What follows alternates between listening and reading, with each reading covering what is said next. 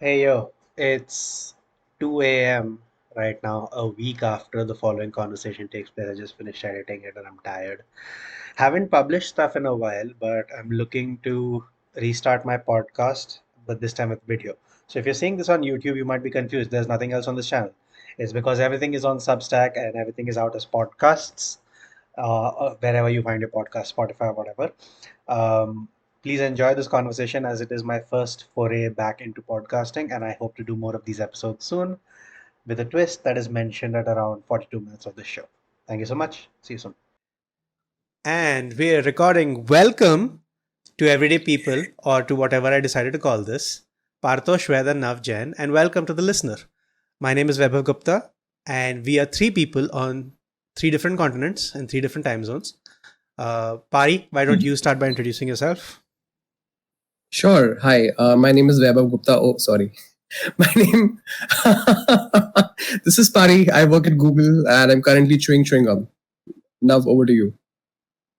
My name is Nav. I also work at an e-commerce company and I'm a stand-up comic.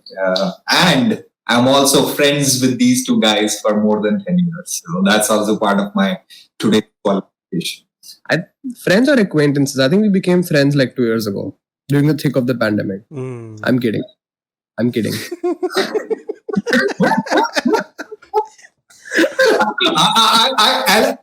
As soon as you said that, I started re-examining our friendship. No, I agree. For context, I'll just add context. We are friends from college. We were in college from 2011 to 2014. So Brothers, man. Brothers from college. These are two of my closest friends in the world, and I'm really happy to have you guys. I'm glad that we could do this together. I'm scared as to how, what we're trying to do, because it's kind of weird to do something formal with you guys. So I'm gonna give the mic over back to Nav and here Nav, take this mic and please start talking about something else because I'm getting uncomfortable. Love, make him comfortable, please. Isn't you supposed to be the host of this podcast and move the conversation forward? Okay. I think before we started this podcast, there was this cool game which Vaibhav told about. I think that's a good game. And maybe I think we all can play about it. Okay. With it, you know? Yeah, sure. So basically, pull out your phone, everybody. Okay. We use like 100 apps on our phone, right? And I thought it'd be interesting to explore your life from the lens of an app that you use. Like, look through your phone list, find an app that you don't open very often, but you have, and think about why you have it and share that. I'll give you an example. I have on my phone an app that I don't use called Aisle, AISLE, which is a dating app. It's a dating app. And I opened it. I have gotten a date or two from it, but it's been largely miserable. And so I just stopped using it, but I haven't deleted it yet because, keep the hope alive. Pari. There are many apps on my phone I don't use, but I'll give you an example of an app that immediately pops out, which is Duolingo. I'm with you, Pari. I'm with you, but I do use it after 3-4 days every time. This is a personal attack. Now, no, you don't, you liar.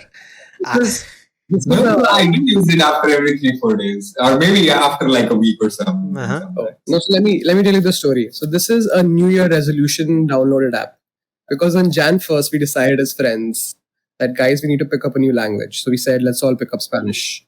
So we downloaded the app and I learned a couple of words. And then reality caught up and I haven't opened the app in like months.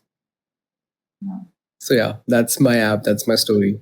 There is one more app, I think, which you haven't opened up. It's known as Nike Run Club. Yes, that's another app. I'm sorry. Nav, you are one to speak about Nike Run Club. So, okay, yeah. So all of us have Nike Run Club. All of us have Duolingo. I'm the one who's actually using both of them. ¿Por qué, Paritosh? ¿Por qué no? Basically, basically, if I use both the apps, I could have run in multiple languages. Yes. Which But would have been a world first, I feel. yeah, But your greatness has been running- required elsewhere. yes, the English language still requires me. So Yeah, I'm taking one for the team. Taking one but for don't worry. all But the don't worry, Pari, you're still running away from Duolingo, from learning Spanish. So at least you're accomplished. That's how you fuse them together. You're running away from Duolingo. At least I'm running at some level. Nice. Going on. If I can tell you, of course, I also have Duolingo, but I use it every 4-5 days or something like that. To learn German, right? But yeah, to learn German. I'm already at like A2, but I need to get to B1. That's my. But I thought you already knew German. Yeah, I know a little bit, but I'm trying to become good at conversational German. It's not like broken sentences or just a few learned, interactions which I have. I want to move beyond that, so I'm trying that. I see. But the apps which I don't use and I still have on my phone completely, I would say for me is this app known as Chess Time. It used to be a chess playing app which I used to use with a lot of my friends. I think I've used it with Weber also at one point of time. I've used it with other friends also. And this was one of my ways I used to connect with friends. So there used to be a sprints or days or months of my life in that time I'm playing chess with these 2 or 3 people continuously. And so the idea behind the app is that you can make a move. You can set up a game with different parameters, and the normal parameter is players have up to 24 hours to make a move. Right. Oh, I see. So yeah, if you just casually playing with each other, just make a move within the day. But then, like, if both of you are awake at the same time and like playing at the same time, then you get like a string of like 7-8 moves. And so the dynamic changes. It was fun. Like, we got really serious about it. And he taught me 3 basic rules for chess, which improved my game a lot. I definitely like the concept of the game because we've grown to that age where we can't. It's hard to you have to schedule stuff even if it's your close friends. Yeah. At least this game allows you to continue playing chess. Yeah. Nice. I mentioned that we are on 3 different continents. I don't think we said which one. So Pari is in California. Now California, which is its own continent, North America. Nav is in Europe, yes, Germany, and I'm in Asia, India, South. Represent South. So represent Desi boys. 3. Have you heard? Yes. Have you seen those? Did I send you that meme of another white boy with a podcast? Like, it's these. Yeah, I think I really like that meme. It's hilarious. So it's basically clip of some sort of obnoxious white boy podcast talking about, hey, if you don't have a Lambo by age 25, what are you doing? Right, like that. And then it's these 2 masked people just singing another white boy with a podcast, crypto, Jim bro. It's really good. That's a very important question we should dive into. If you don't have a Lambo by 25, what are you doing? What are you doing? I think I'm being a normal fucking person that I don't have a Lambo. I don't even want a Maruti 800. I don't drive, guys. I don't drive. Used to at the age of 18, hit a couple of things, lost my confidence. What about you guys? Pari, what do you want? Fair. Do you want a Lambo? Nah, I don't. Pari, but you don't have a Lambo by your current age, 29. What are you doing with your life? Not a lot of things, apparently. Running away from Duolingo, not running on the night app, not buying cars I should be buying. But also, I use Uber and Lyft a lot. My friends tell me that even like this economy, I'm sustaining the business of all the of Uber, Lyft, ride-share apps, and I'm sustaining the businesses of food delivery apps because of how much I order online. So I'm doing my bit for the food delivery apps that you've been a patron for 10 plus years from the beginning. So to answer that guy as to what am I doing with my life, I am sustaining the economy. I'm helping the ride-sharing apps and the apps stay in business. Now, are you sustaining the economy? Are you paying your taxes? Yes, I am paying my taxes. I am, also using Uber, or which I use here is Bolt a lot. And I think I agree with Pari. Like right now, the world is kind of very comfortable, and a lot of comfort have been given to people like us also. So you don't have to own a limo, but you can order a fucking Mercedes Benz here on your phone within 5 minutes, or even less. Usually within 10 minutes, that car arrives, I've and it never can be sat in really a limo or comfortable. experienced that. Have either of you? Once. How was that experience? It was decent. It it was it wasn't as glamorous as we thought it would. It's a disco but seated, basically. You can't stand Yeah. up. You can't stand up. Yeah, that's the part we were missing. Like had it had an open roof we could have gotten out of, then I would have said it was amazing. But yeah, it was still fun. No complaints. I don't think I've gone inside a limo yet. I've seen it many times. Maybe I've gone to some other car, but not a limo. But I think even a big bus or a trailer kind of a situation can be really fun. I think where you can stand also pretty much. Have you ever been in a party bus? Nope. I've gone inside a bus which became a party bus, but it was not like meant to be a party bus. The only party buses I've been in are the ones that saying A, B, C, D, E, F, G, H, I. That is the original party bus. The original party bus. It was Indians' first introduction to a party bus, pretty much.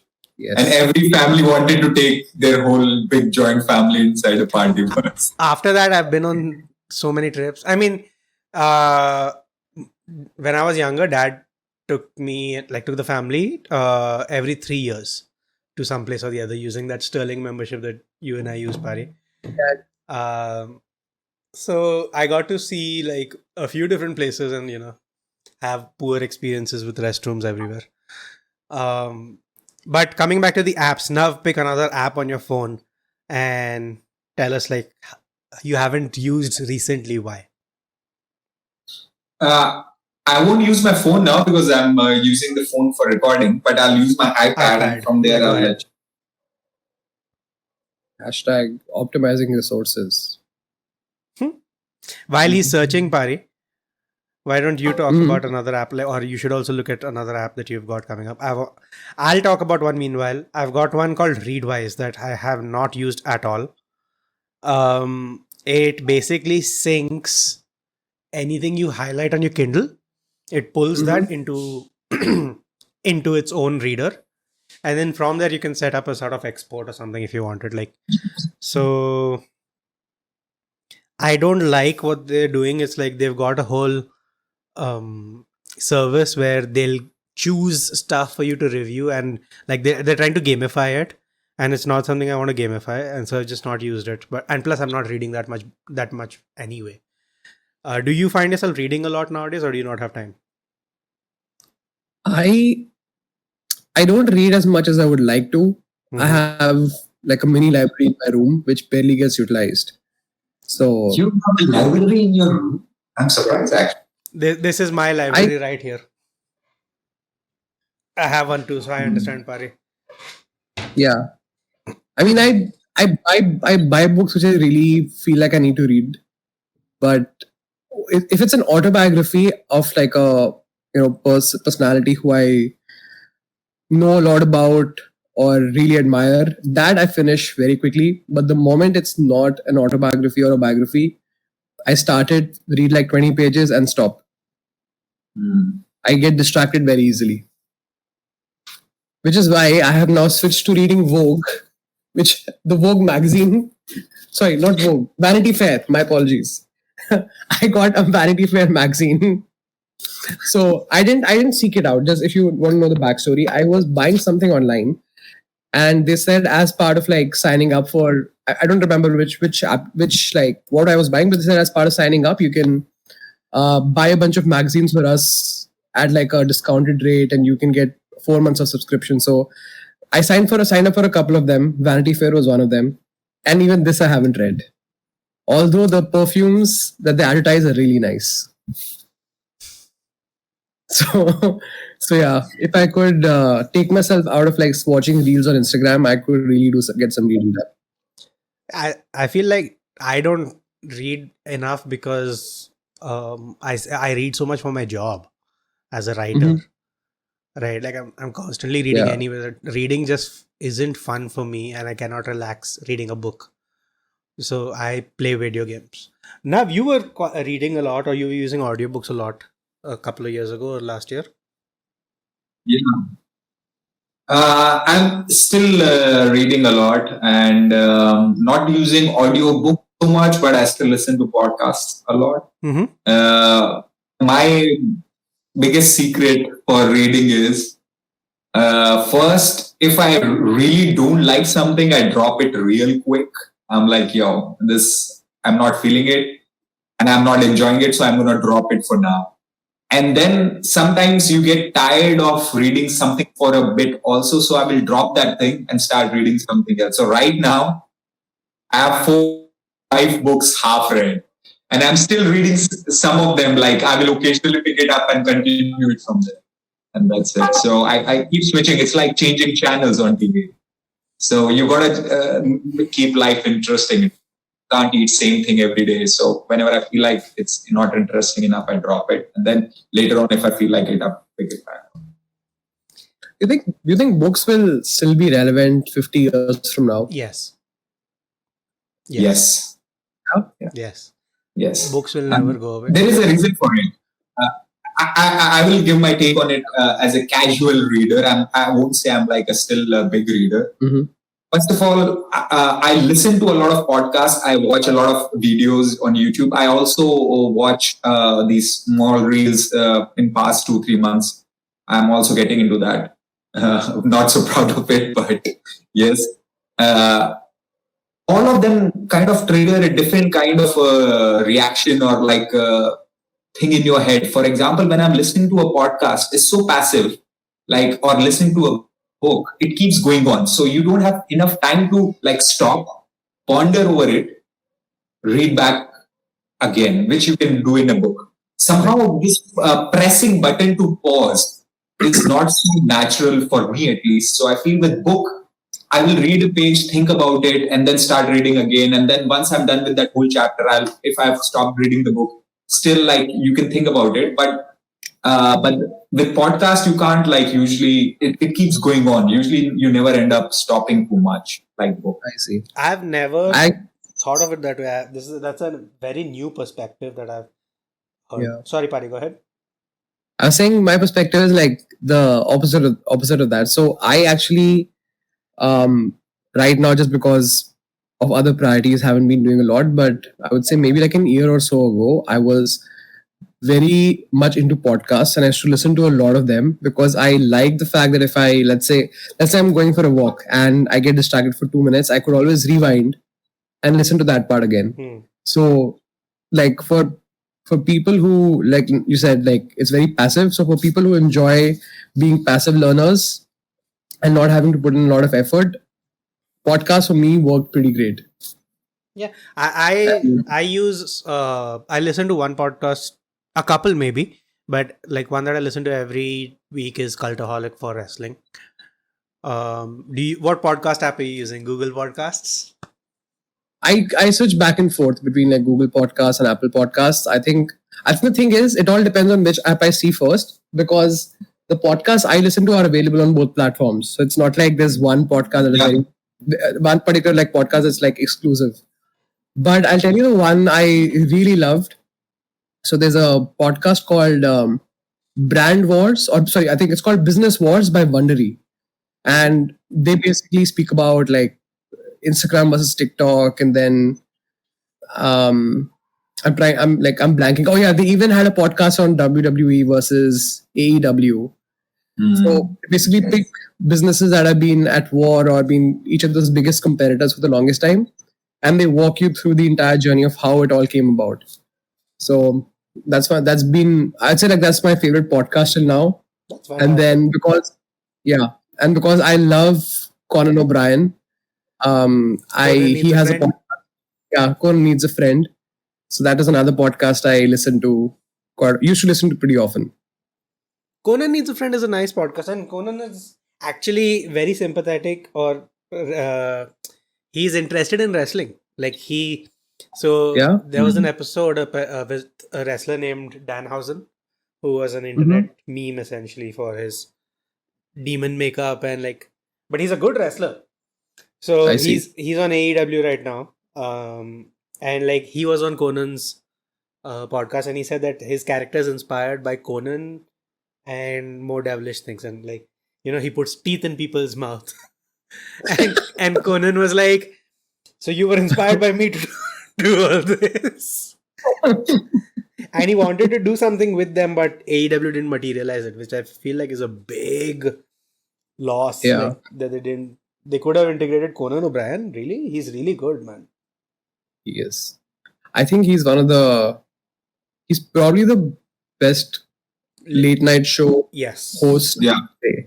him I think or He's Jon going to Stewart. bring out the best in his hosts, in his guests, actually. Sorry. Yeah. Actually, you mentioned Jon Stewart. I'm Yeah, a Jon huge. Stewart is not a late night. He's a morning. He does like a lot of like political commentary. He's amazing. No, I'm a he's huge. amazing.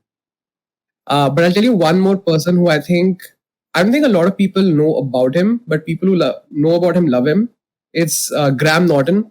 He hosts. I mean, he's based out of UK. UK, dude, yeah, we know. Like Graham Norton show is amazing because now what he does is he gets these celebrities and he gets like 4 or 5 people together, and he came on, I think, Seth Meyers or something recently, and he talked about why he does that is because no shade to the live studio audience, but the people who come, they don't care who they are, but they care who the other people on the couch are with them, and they are more open to having those kind of conversations, deeper conversations with them, which I think is very interesting. Have you seen Graham Norton now? I have seen a lot of his clips on YouTube. Yeah, I feel like this whole world of late night show has been opened up to me only because of YouTube same, and YouTube same, clips. same. And since past 6-7 years, or maybe even more, maybe even during our college time, I remember Jimmy Fallon had just taken over.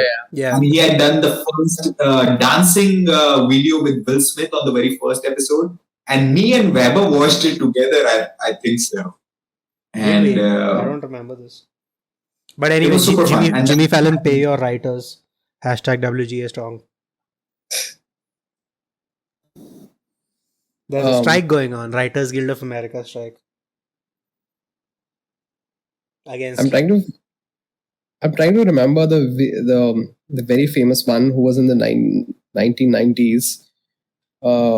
Yeah, Johnny Carson. So do you guys know about the fight that Jay Leno and Conan O'Brien had? Yep. So for those of you who don't know, so Johnny Carson used to host the late night show, and that was when the late night show was at its peak in terms of popularity. And he raised the show to such a huge level that it became a thing that anybody who will replace him has to be that good. And at first it was supposed to be this guy called David Letterman, who everybody loved and adored. But a bunch of things happened, due to which Jay Leno took over instead, and David Letterman was decided to leave NBC, and went to CBS, 2 different networks in the US. So that's when this fight began, whereby Jay Leno, who many people thought should not be the next in line, ended up taking Johnny Carson's post. There's always some friction over there, and then these 2 guys who were contemporaries of their time used to compete with each other. Then a few years later, Conan O'Brien came again. He started off with NBC. NBC is the network that made Friends and all Seinfeld and a bunch of other popular series. So everybody started loving Conan, and he was supposed to be the one who would take over from Jay Leno, which he did, except Jay Leno continued to work with the same network and ended up taking Conan O'Brien's prime spot, due to which Conan O'Brien had to forego his show, give it back to Jay Leno, and then he also had to move out. So now when like all these popular late night show talk about other late night show hosts, they all kind of dislike Jay Leno, which was so surprising for me to hear because growing up in India, you would get the sense that Jay Leno is probably the best. Was that was the show that used to we grew up watching. But it's crazy how not a lot of people like him. Yeah, he's a piece of shit. Apparently. I'm sorry, Baba. I don't know what you are doing, but like whatever you're doing, you are completely out of the camera most of the time. I'm listening. I'm listening. Don't worry. Like I'm scratching the tattoo. That's like I can't. So. I thought you were texting Jay Leno. Yeah, exactly. It looks like you're texting. I was like telling Jay Leno, hey, listen, this Parthosh fella is like slandering your name, Jay. You gotta come here and like take over. So I was snitching to Jay Leno.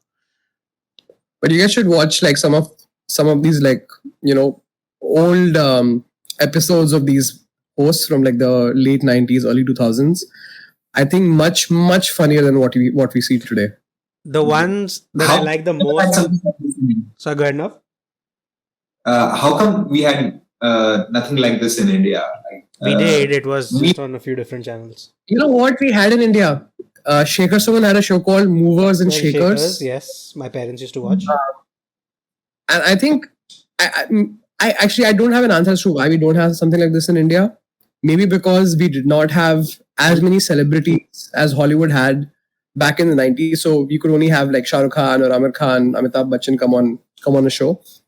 And maybe maybe not many networks were trying it out because sometimes you often need competition to like keep giving it your best. So if you have just one show, I think this used to come on Sony. So if there's only one show and you don't have a ton of competition, either like something not high quality will still pass because you're the only show in that genre, or maybe you'll give up thinking, oh, other networks are not doing it, so why should we do it?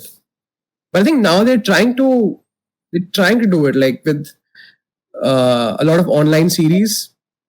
So hopefully, I mean, you have the Kapil Sharma show, which is your Indian, like big Indian TV show. Yeah, sort of. But it's like more of it's definitely not late night though. It's like more entertainment. There's a lot of gags. Yeah, it's more like afternoon television. I mean, it does come on in the evening though. What makes a late night show a late night show? It's on late night. It's at 11 o'clock, 11:30, 12. No, but like in quality and content wise, or what they talk about, is there any difference? The humor. I think because they have a schedule like 5 days a week or something like that. So generally they'll have a news segment. They'll have some guests promoting a movie or a book or whatever. And then Jimmy Fallon was the one who kind of started copying YouTube games into late night, which I think some shows have stepped away from that actually. They're not doing games and stuff. Stephen Colbert, like he just talks to his people and he's great. Yeah. I think it's enough to add on to what Vaibhav said. I think one, of course, is like it's literally late at night. So I think they work with the assumption that they are going out to a mature audience, which means that they can speak about things which otherwise... It's an adult audience. Yeah, it's an adult audience. They'll have some political commentary. They'll speak about what's happening in the country. They'll get somebody who has like a movie or a book coming out. So yeah, that's pretty much it. Okay. Pretty literal. Pretty literal, but makes sense. Yeah, pretty literal. Late night. But it has its own charm, and I totally see it. It's a whole thing. Like the idea, I guess, is that prime time is 10 p.m. People have gone out, worked, and then gone out in the evening and come back, and they want to veg out. So they'll veg out in front of, like in the dark, in front of the late night show and chill and have some relaxing TV time. True. Although I don't know if like something like this would continue to be popular in years to come, because I think a lot of adults these days are, trying to sleep early, trying to wake up early, go hit the gym. That influencer lifestyle, everybody's trying to live that. So maybe late night shows might have to be pushed up, become like I mean, late evening show. nah, late night shows, they found their second audience via like on demand, right? Like via YouTube and stuff. Yeah, yeah. I think a lot of these, pretty much every show that is on a major network, and I could be living in a bubble and making the statement, but I think at least here in like the Bay Area, it's people are consuming content at their own time, at their own pace through YouTube. Hmm. It's definitely we are no longer living in a world where you have to get everything finished by 9 p.m. because at 9 p.m. your favorite show is going to come on. You no longer have to like fight for the remote. You no Yeah. longer have to completely space out for those 30 minutes to catch your favorite show. Now everything you're streaming through YouTube and Netflix and everything else. Which is interesting because like when we were younger, like I remember having that exact same problem with family members, especially when you lived in a joint family. I was living in a family of 15 people in one house. So and we had multiple TVs, thankfully, but like it was, you couldn't sometimes just watch what you wanted to watch. It's such a stark difference to to now, like when everybody has their own phone that they watch stuff on. Yeah. Now I still remember on a Sunday when I was like around 10 or 12, Shaktiman used to come. Yeah. And I used to watch during that time every Sunday. And once my bhua, my aunt had come, so she wanted to watch some other show during that time, like Chitrahar or something like that. And then we had a fight over it.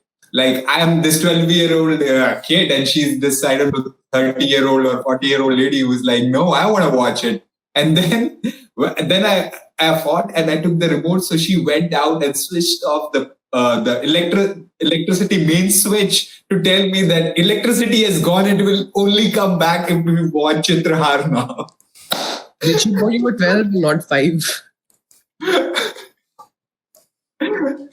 Oh man, this is so ridiculous. But then these are the silly fights which people did just to like watch what they wanted to watch. But now we have so much freedom, man. It's just absolute freedom. You can watch anything anytime. You can literally even work from anywhere anytime. You can be friends with people from anywhere anytime. There is too much. There is a lot of freedom which we have been avoided. Same like you don't have to own a car when you can get a car in 2 minutes. I mean, that's my convenience. Actually, I don't want to deal with all this parking and even like insurance and installments and all this bullshit. Now, do you use Uber a lot? Yes, I use Bolt a lot actually. Every second or third day, either I'm super late from a show or I can't make it to the second show from the first show, so I end up taking a Uber or a Bolt. Usually Bolt.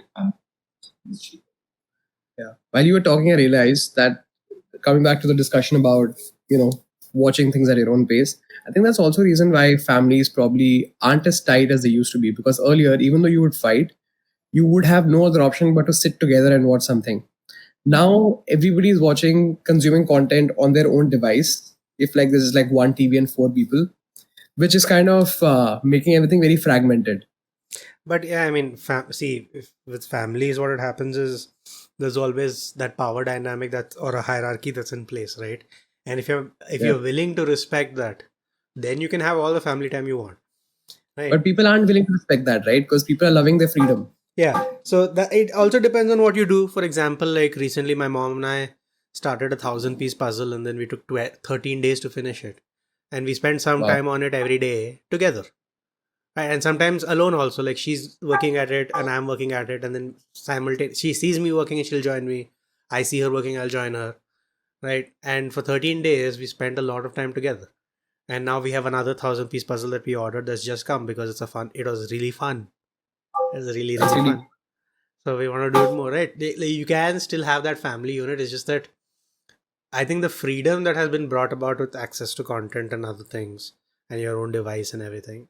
And also the fact that I'm a 31-year-old man who's now like telling my parents, "Nahi, listen, you can't treat me like a child anymore and we need to figure out an adult relationship." You'll have to find other things because the content is making the TV no longer the central point of focus. Yeah. Right. So instead, you have to do other things with your life, and which I think is good. I don't think I want to sit down in front of a TV anymore. I haven't sat down in front of a TV in a long time. Though I sit in front of a screen every day. You realize how when you were sharing about like doing puzzles with your mom, we've reached that age where now we have to find activities to bond with our parents, Yeah. and it's no longer a case of like just living your life to bond with them, because we are now like very different human beings, have a very different identity than than the ones that our parents had. And as children, that wasn't a thing. Like your identity was what your family or your parents stood for, which is insane to think about. Yeah, there was a time in between when my habit, like to get together with my parents and just sit down and have fun, was to drink with them.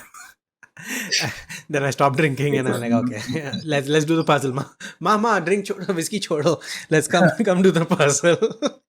I actually have a picture of her because 12 days, right? So they have once or twice a week they'll sit down to drink together. So there's a picture that I have with her holding her drink and working at the puzzle, like the most Majani life, the most urban mom picture ever. Like she's got a drink in her hand and she's working on a puzzle. Nice. Did you guys play any board games growing up with your families? Yeah, Yes. lots. Which ones? The classics, all of them. So Ludo. Ludo and Snakes and Ladders and chess and all those. Guess Who was a big thing that my mom and I guess my dad also were very kind to me as far as getting me access to video games and board games. Right, like they try to push me with everything actually. So like I've been in sports, dance, and theater, and but also like I gravitated to video games and board games and all and books. So with board games, we had Guess Who. Have you played Guess Who, either of you? I Yeah. might have, but I've forgotten the game. So it's basically it's a board. You have a board. With, Oh yeah, now I remember. Yeah. So 25 to It's the 30 people people. that you ask questions. Yeah. Yeah, you have to ask questions to get to the character. Yeah. So I think the game in the US is called 20 Questions. There's also Guess Who in the US, but like it's 20 questions to figure out who you're talking about or something, which is a lot of fun. Any other board games that we played? Game of Life a lot. We played Risk a couple of times. We played Monopoly and Monopoly. Oh my. Monopoly, all of us have played in college. Monopoly almost broke our friendship multiple times. I don't think it ever broke it. Of course, we used to take it very seriously. Yeah, it's to take it very. But in the end, they were gangs and groups of like who were aligning with whom all the time. But yeah, but it's completely fine. It's human nature, like People get weirdly competitive about Monopoly. Like I have a family member who I was talking to like years ago. I mentioned that, hey, I spent 12 hours on a Monopoly game with my friends, and they had to one up me. They're like, oh, come back when we talk. Come back when you spend real money. Like, hey, I'll pay you $100 to give me that property. Okay, that defeats the point of the game. But go ahead. Man, those Monopoly days. Yeah, in that moment, it used to be very intense. But I feel like the next day when we would wake up after having played the entire night and slept through the day, we'd definitely go get pizza, and that used to be like that used to like strengthen our bond as friends. You should get pizza, get it delivered. Oh, yeah, so we used to get it delivered. But yeah, those Monopoly days were one of my most like treasured memories and highlights from college days. We played it in Wilson Garden, in my house. We used to play in Shobha also. We played it in Spisa. We played it everywhere else. I think it was in the hostel where it began, and then we used to do it. We used to play it everywhere. Hostel? I don't think we did it in the hostel, did we? No, we did. We used to play it in the hostel. hostel. Who had a copy of Monopoly in hostel? We kept it with you for later on, but we bought it very early on as far as in the second semester. With me, I have no recollection of this.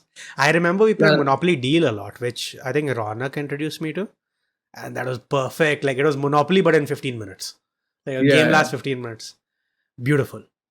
Nowadays, though, of course, this is the game I play. Wow. Dungeon Master's Guide. Yeah, look at the size of this book, guys. When are we playing our first D&D game? So I'm planning to, like, Nav wanted to do this podcast with you first, and I want to do that episode. I want to do his one shot game. So basically, Mhm. I'll write a session. I'll write a story, which will last about 2 hours or so, right? And I'll have to teach you enough how to play, which will take about 15-20 minutes. What? And so I'll teach you. We might actually. I'll figure out a format, because I want to be serious about recording games with people, and I want to switch from interviewing people about their work life balance. Like, I used to care about the work life balance when I didn't have it. I feel like I have it now. So I'd rather just engage people in this hobby, and it's a lot of fun. Pari, what you and I can do is we can create your character. So let's do it now. Show him your dice, by the way. Oh yeah, these are my D&D dice, which has been gifted to me by Weber for our first game, which I will be playing with him. Mhm. And super fancy bag. Yeah. One of the best bags I have right now. But I can only put dice in that. And yeah. Nice. Wow. Look pretty I interesting. have fancier ones also somewhere, which are of metal. I see where. Yeah, so I bought like 35 sets of dice or something, had them delivered to Nav from AliExpress because they were so cheap. They were like $1 for a set of dice or something like that, $1.50 or something for a set of dice. Nice. Whereas if you go to your friendly local gaming store, your FLGS Pari, it'll probably cost you like $5 or something to buy a set of dice. Right, but you have the option of going to a place and playing in person. Like, playing in person is a different feel altogether. But why not? That's what I want to do. Why not? I should just introduce you to the game at least. So the game, like Dungeons and Dragons, is the most popular game in a category of games called TTRPG, tabletop role playing game. Okay, Mhm. so it's a board game without a board. It's a pen and paper game. Okay. Essentially, what happens is I'm going to tell you a bedtime story. Okay, I'm going to tell you a bedtime story, but you are the hero of that story. And So if you want to go to bed, can't. Yeah, and you have to tell me what are the heroic things you're doing, right? So we're going to imagine this story together of you being this hero. We're going to create a character for you and give it like superpowers and stuff, right? And you'll be the hero of that story, and we will tell a story across 2 hours, or for people who play longer games, 30 years. There are people who play like one story for 30 years. That's an extreme example, but I am right now 2.5 years into a story with the same group of people. Our finale is tomorrow, actually. Finale Wow. of the second arc, second tier. They're going to reach Oh, their so halfway not done point. yet. No. Well, we don't play very frequently. We end up playing like once a month or so. We've had about 52 or 53 games in 2.5 years. But still, 52 or 53 games of 2 hours each. That's a lot. Yeah. That is a lot. Yeah. That is commitment. Yeah. So essentially, you play the hero, and I play the world. I play everything else. I play the people you meet, the witches you deal with, the dragons you slay, the zombies you cut down. The weird quirky magician who sells you a wand of smiles that you can just wave at somebody and force them to smile for 60 seconds. That's an actual item, right? And this genre of game, like called TTRPG, there are thousands of them. Each of them catered to the type of story you want to tell. So D&D is based on those Lord of the Rings, going on heroic adventures, fighting demons and gods and all that stuff. It's those types of stories. And based on that, I've been building like my own game, my own world with a lot of details. So you can choose to tell me what kind of hero do you want to be, and I will make a story for that accordingly. We will make your character, and whenever you try to do something that has a chance of failure, and I try to do something to you that has a chance of failure, we're going to roll dice to see what happens and to make it fair. That's the game. Nice. That does. I totally see why people would be hooked onto games like these. Now, do you want to talk about like so far your minimal experience with D&D, your own character creation and all that? Like, do you want to give a little bit, or you want to save that for our podcast? I can give a little bit of my experience with D&D. I've never played D&D as of now, but I've heard about it so much from people around me, and especially Vaibhav, in past 10, 15 years. And even in pop culture, it comes across a lot. And this was something which I always felt that I will like, because I do like strategic game as well as good stories, and it's a combination of that. And I've heard some of the story arcs which sometimes Vaibhav have mentioned it to me. And I also think when you are playing it with multiple people who are also doing things with you, I think it also gives you the similar experiences or high which we were getting Yeah. Like, because if you're playing a one-player game like we would for a podcast, right? Like, you are interacting with me all the time, which is a different type of story than, you interacting with another player. Because the powers that you have and the agency that you have to do comedy and do stupid shit, right? The other player also has. And so the table can become a lot of fun because everybody's joking around. Are you calling now stupid? Because I think that's offensive. No, I'm fine with that. But I was thinking maybe we can even have a 3-way D&D game. Possibly. I would love to introduce you both to the... So, see, what I would do is now, we've made your character, right? I'm going to place that character in my world at a time and place, time and location. Correct?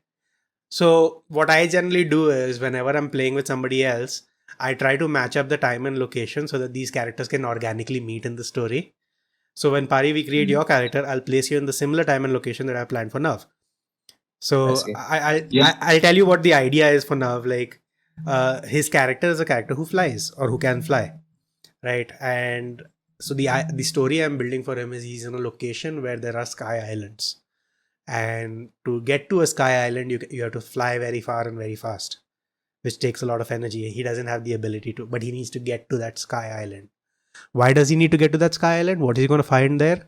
What kind of barriers are in his way? Those are still to be decided. But that's the rough idea that I have of a story for Nav. Right. Interesting. Sky island meaning islands that float. Yeah. What made you want to pick a character that flies? I don't know. It's a fantasy of mine. I wanted to always fly and have wings, kind of.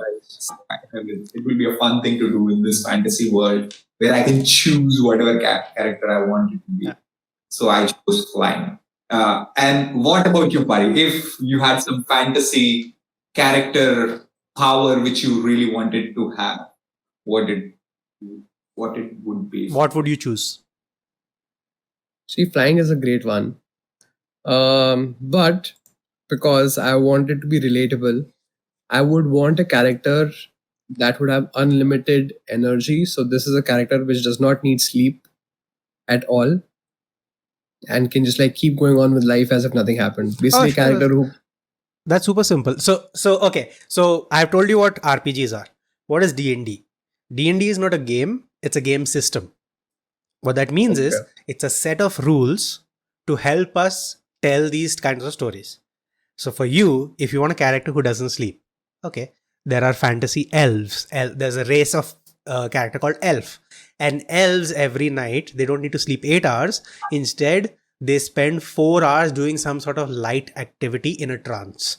You can sit and meditate, you can read books, blah, blah, blah, whatever. But it's like 4 light hours a day. And it's a big advantage that elf players have over other players. So we can make an elf character for you. I see. Right. Yeah. Now, so add on something to that. Do you want to have magic or do you want to like be like buff? Like, would you rather move a mountain by lifting it up or by teleporting it using your magic powers? By lifting it up. By lifting it up, okay. If I gave you the option between lifting up a 10,000 ton mountain or running up the mountain in 10 seconds, what would you choose? Running up the mountain in 10 seconds. Okay. would you like to, when you've come across, Yetis on this mountain who are trying to stop Mhm. you, would you like to beat them up with your fists or with weapons? Secret option 3. I would like to invite them to a party. Party with them.